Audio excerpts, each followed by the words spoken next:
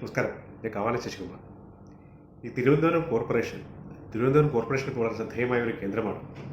തിരുവനന്തപുരം കോർപ്പറേഷനിലെ അംഗമായ BJPയുടെ അംഗമായ സുഗതനെതിരെ കേരള പോലീസ് ചുമത്തിയ കാപ്പ കേസ്, ആ കാപ്പ കേസിൻ്റെ അടിസ്ഥാനത്തിൽ അംഗം ജയിലിലാണ്.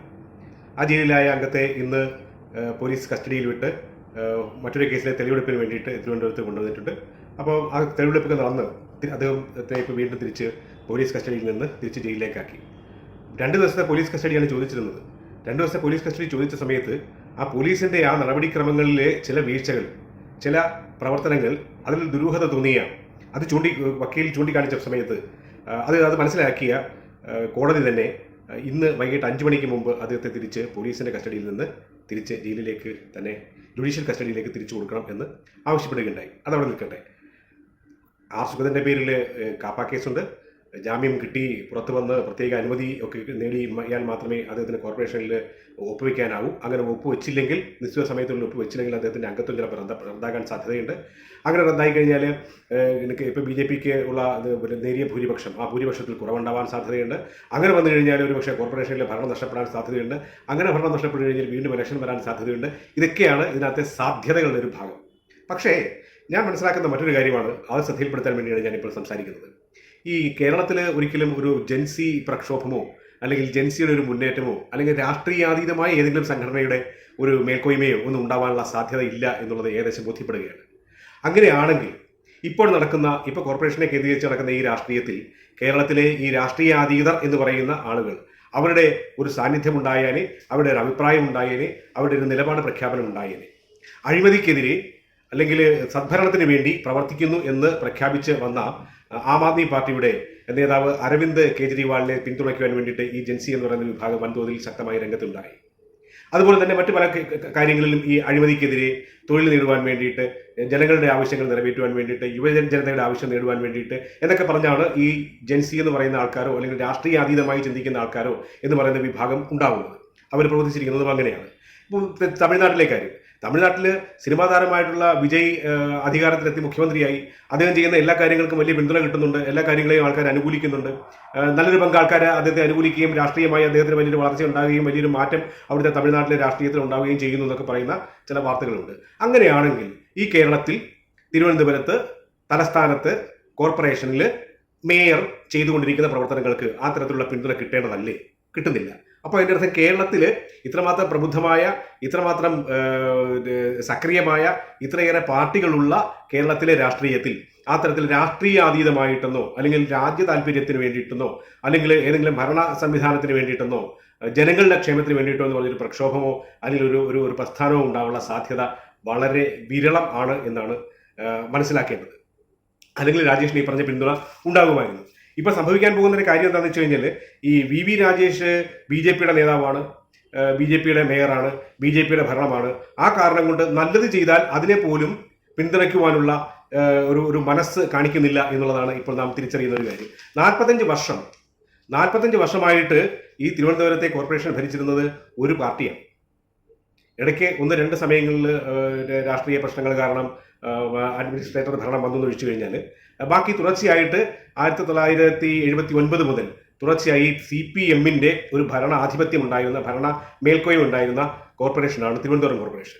അങ്ങനെ 45 വർഷം സ്ഥിരമായി ഭരിച്ചിട്ട് തിരുവനന്തപുരത്തിന്റെ കാര്യങ്ങളിൽ, പല അടിസ്ഥാന കാര്യങ്ങളിലും ഇപ്പോഴും പ്രശ്നങ്ങൾക്ക് പരിഹാരം കാണാൻ കഴിഞ്ഞിട്ടില്ല എന്ന് പറയുമ്പോൾ ആ ഭരണം മോശമായിരുന്നു, ആ ഭരണം പോരായ്മയുള്ളതായിരുന്നു എന്നുള്ള കാര്യം സംശയമില്ല.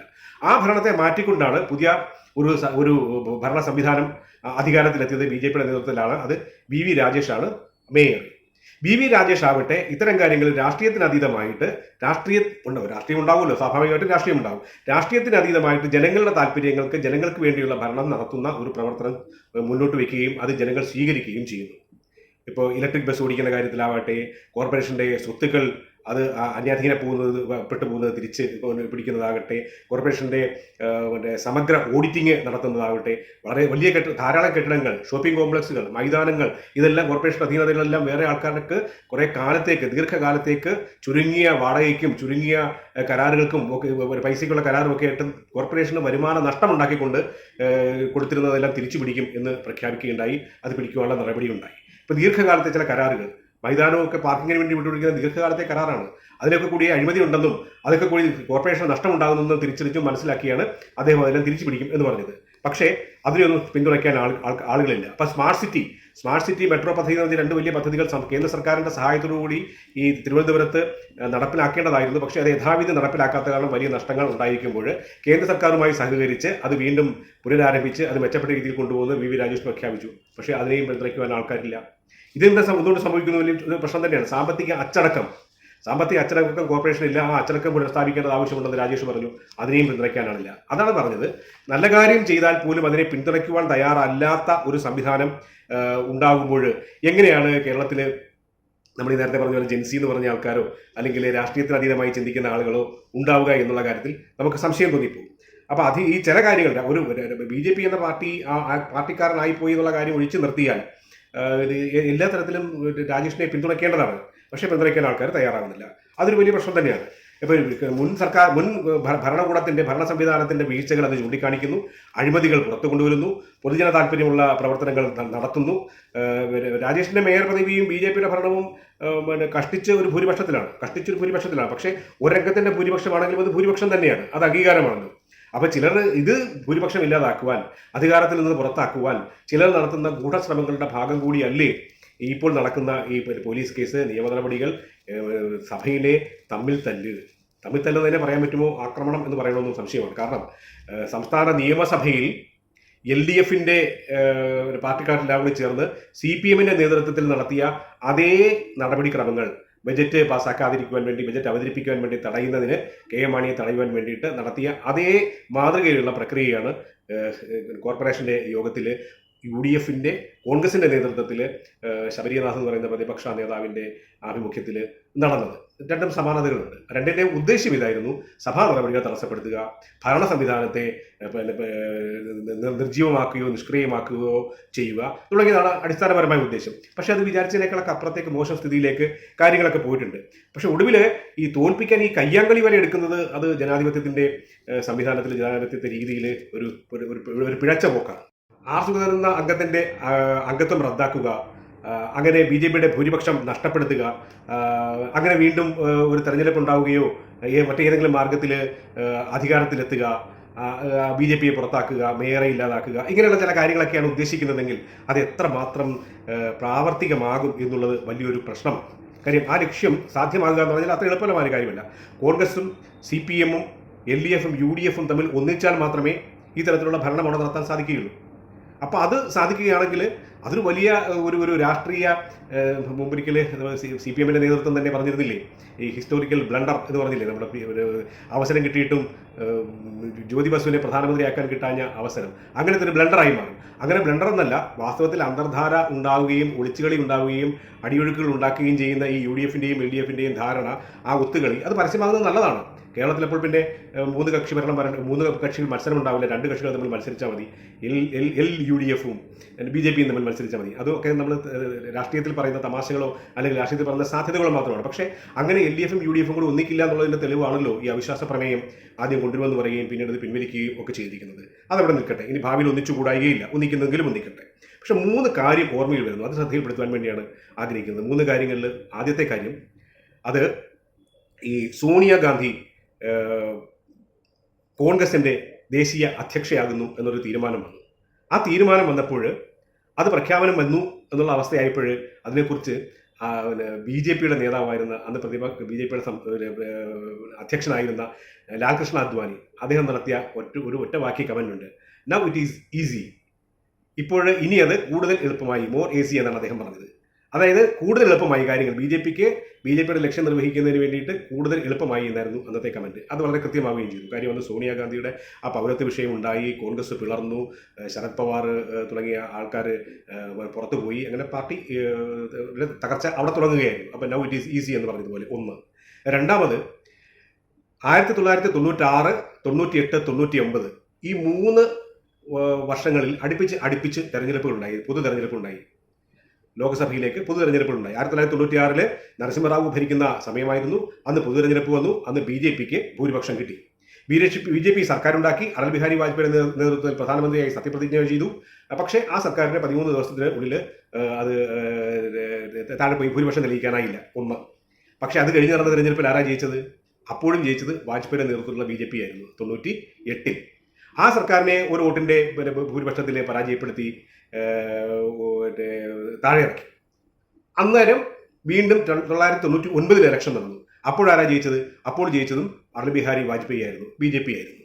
കാരണം അത്രമാത്രം മോശമായിരുന്ന കോൺഗ്രസിന്റെ ഭരണത്തിൽ നിന്ന് മാറി ഒരു ഭരണം കൊടുക്കുവാൻ വേണ്ടി രാജ്യത്തെ ജനത വോട്ട് ചെയ്തപ്പോൾ ആ വോട്ടിനെയും ആ ജനാധിപത്യത്തിന്റെ ആ അടയാളത്തെ, ആ അഭിപ്രായത്തെ തള്ളിക്കളഞ്ഞുകൊണ്ട് നടത്തിയ ഒരു രീതിയായിരുന്നു BJP ഭരിക്കാൻ അനുവദിക്കില്ല എന്നുള്ള തീരുമാനം. ആ തീരുമാനം ജനങ്ങൾ വീണ്ടും വീണ്ടും ആവർത്തിച്ച് BJPയെ തന്നെ തിരഞ്ഞെടുക്കുകയും BJP 5 വർഷം അധികാരത്തിൽ ഇരിക്കുകയും പ്രധാനമന്ത്രിയായി വാജ്പേയി അധികാരത്തിലിരിക്കുകയും ഭരിക്കുകയും ചെയ്തു. ഓക്കെ, ഇനി മറ്റൊരു കാര്യം കൂടി. ശിവസേന എന്നൊരു പാർട്ടി ഉണ്ടായിരുന്നു. ശിവസേന മുംബൈ കോർപ്പറേഷൻ അധികാരത്തിൽ പിടിച്ചുകൊണ്ട് വലിയ ഗംഭീരമായൊരു വരവാണ് നടത്തിയത്. ആ പാർട്ടി മഹാരാഷ്ട്രയും ഭരിച്ചു. അപ്പോൾ BJPയോട് കൂടെ ചേർന്നിട്ടായിരുന്നു മഹാരാഷ്ട്ര ഭരിച്ചത്. അങ്ങനെ മഹാരാഷ്ട്ര സംസ്ഥാനം ഭരിച്ച ആ ശിവസേന BJPയിൽ നിന്ന് മാറിക്കൊണ്ട് രാഷ്ട്രീയ കളികൾ നടത്തിക്കൊണ്ട് കോൺഗ്രസുമായി സഖ്യം ചേർന്നിട്ട് പുതിയൊരു സംവിധാനം ഉണ്ടാക്കി. പക്ഷേ തൊപ്പിയിട്ടു. ഇപ്പോൾ BJPയാണ് അവിടെ അധികാരത്തിലുള്ളത്. കേന്ദ്രത്തിലും BJPയാണ് അധികാരത്തിലുള്ളത്. ആ BJPയോട് ചേർന്ന് നിൽക്കുന്നതാണ് ശിവസേനയുടെ രാഷ്ട്രീയത്തിന് നല്ലത് എന്നുള്ള ബോധ്യമുള്ള ജനത അവരെ വീണ്ടും വീണ്ടും തോൽപ്പിച്ചുകൊണ്ടിരിക്കുകയാണ്. പക്ഷേ ഇങ്ങനെ തോറ്റുപോയ ആളുകൾ അവർ വീണ്ടും കൃത്രിമമായിട്ട് കാണിച്ച അധികാരം പിടിച്ചെടുക്കാൻ, ജനാധിപത്യത്തിന്റെ പിൻവാതിലൂടെ പ്രവേശിക്കുവാൻ നടത്തിയ ശ്രമങ്ങൾ, ആ ശ്രമങ്ങളുടെ ഫലമായിട്ട് സംഭവിച്ചത് എന്താണെന്നറിയോ? ശിവസേനയുടെ MP-മാര് MLA-മാർ ഒക്കെ ആ പാർട്ടി വിട്ട്, അവരുടെ രാഷ്ട്രീയം മടുത്ത് അത് വിട്ട് മറ്റു പാർട്ടിയിലേക്ക് പോകുന്നു, പ്രത്യേകിച്ച് BJPയിലേക്ക് പോകുന്നു. അപ്പോൾ ഇത് തിരുവനന്തപുരത്തെ കോർപ്പറേഷന്റെ രാഷ്ട്രീയത്തിൽ ഈ 3 കാര്യങ്ങൾക്കും പ്രസക്തിയുണ്ട്. നയിക്കുന്നത് പ്രതിപക്ഷത്ത് ഉള്ള ഈ ശബരിനാഥിനെ പോലെയുള്ള ആളുകളാണെങ്കിൽ BJPക്ക് കാര്യങ്ങൾ എളുപ്പമാണ്. ഒന്ന്. രണ്ടാമത്, വീണ്ടും ഒരു തെരഞ്ഞെടുപ്പ് നടത്തി BJPയെ തോൽപ്പിച്ച് അധികാരത്തിലേറാമെന്നാണ് വിചാരിക്കുന്നതെങ്കിൽ ഉറപ്പാണ് ഇത്രയും കാലം കൊണ്ട് ഈ ഭരണകൂടം ചെയ്ത മേയർ ചെയ്ത പ്രവർത്തനങ്ങളുടെ ഫലമായി ഉറപ്പായിട്ടും വീണ്ടും തിരഞ്ഞെടുക്കാൻ പോകുന്നത് BJP ആയിരിക്കും. ഇതിനേക്കാൾ കൂടുതൽ ഭൂരിപക്ഷത്തിലായിരിക്കും. മൂന്നാമത്, ഇനിയും ഇപ്പോൾ കാണിച്ചുകൊണ്ടിരിക്കുന്ന ഈ കളികൾ അത് മറ്റു തലങ്ങളിലേക്ക് മാറ്റിക്കൊണ്ടിരുന്നു കഴിഞ്ഞാൽ ഇങ്ങനെ ഈ രാഷ്ട്രീയം ശരിയല്ല എന്ന് മനസ്സിലാക്കിക്കൊണ്ട് ഈ പാർട്ടികളിൽ നിന്നുള്ള തിരഞ്ഞെടുക്കപ്പെട്ട അംഗങ്ങൾ അവർ പോലും ഒരുപക്ഷെ മറ്റു പാർട്ടിയിലേക്ക് സ്വിച്ച് ഓവർ ചെയ്യാൻ, മറ്റു പാർട്ടിയിലേക്ക് കൂറുമാറുവാനുള്ള സാധ്യത പോലും ഇല്ലാതെയില്ല. എന്തായാലും തിരുവനന്തപുരം കോർപ്പറേഷൻ കേരള രാഷ്ട്രീയത്തിന്റെ ഒരു വഴിത്തിരിവായിരുന്നു. അങ്ങനെ വഴിത്തിരിവായി തുടങ്ങി. അതിന്റെ തുടർച്ചയായിരുന്നു നിയമസഭയിലെ തെരഞ്ഞെടുപ്പിലെ BJPയുടെ വിജയം. BJPക്ക് ഉണ്ടായിരിക്കുന്നത് രാഷ്ട്രീയം എന്ന് പറയുന്നത് ജനാധിപത്യത്തിൽ ജനങ്ങളുടെ അഭിപ്രായമാണ്. ജനങ്ങളുടെ അഭിപ്രായങ്ങളെ തള്ളിക്കളഞ്ഞുകൊണ്ട്, അതിനെ വിലവയ്ക്കാതെ, അതിനെ ആക്ഷേപിച്ചുകൊണ്ട്, അതിനെ അവഗണിച്ചുകൊണ്ട് ആര് എന്ത് ശ്രമം നടത്തിയാലും ശരി, ഉറപ്പാണ് അതിന് ജനങ്ങൾ തന്നെ തിരിച്ചടി നൽകും. അപ്പോൾ അത് മനസ്സിലാക്കിയിട്ട് ഒരുപക്ഷെ തിരുവനന്തപുരം കോർപ്പറേഷനിൽ ഇതുവരെ നടന്ന അശുഭകരമായ കാര്യങ്ങൾക്ക് ഒരു പര്യവസാനം ഉണ്ടായില്ലെങ്കിൽ സംഭവിക്കാൻ പോകുന്നതും ഇത് തന്നെയായിരിക്കും. അത് രാഷ്ട്രീയ നേതൃത്വം തിരിച്ചറിഞ്ഞിട്ടുണ്ട്. പക്ഷേ ഇപ്പോഴും ചില ആൾക്കാർ, ഈ മേയർ രാജേഷ് പറഞ്ഞ കാര്യങ്ങൾ തന്നെയാണ്, തോറ്റു എന്ന് ഇപ്പോഴും വിശ്വസിക്കാൻ കഴിയാത്ത ആൾക്കാർ അവർ നടത്തുന്ന പ്രവർത്തനമാണ് ഇപ്പോൾ നടന്നുകൊണ്ടിരിക്കുന്നത്. എന്നാലും നമുക്ക് കാണാം, സുഗതൻ്റെ ഞാൻ ഈ വീഡിയോ ചെയ്യുമ്പോൾ സുഗതൻ തിരിച്ച് വീണ്ടും ജുഡീഷ്യൽ കസ്റ്റഡിയിലേക്ക് പോയിട്ടുണ്ടാവും. തുടർ നടപടികൾ എന്താണെന്ന് കോടതി നിശ്ചയിക്കും. കാത്തിരുന്ന് കാണാം. നമസ്കാരം. വീണ്ടും കാണാം.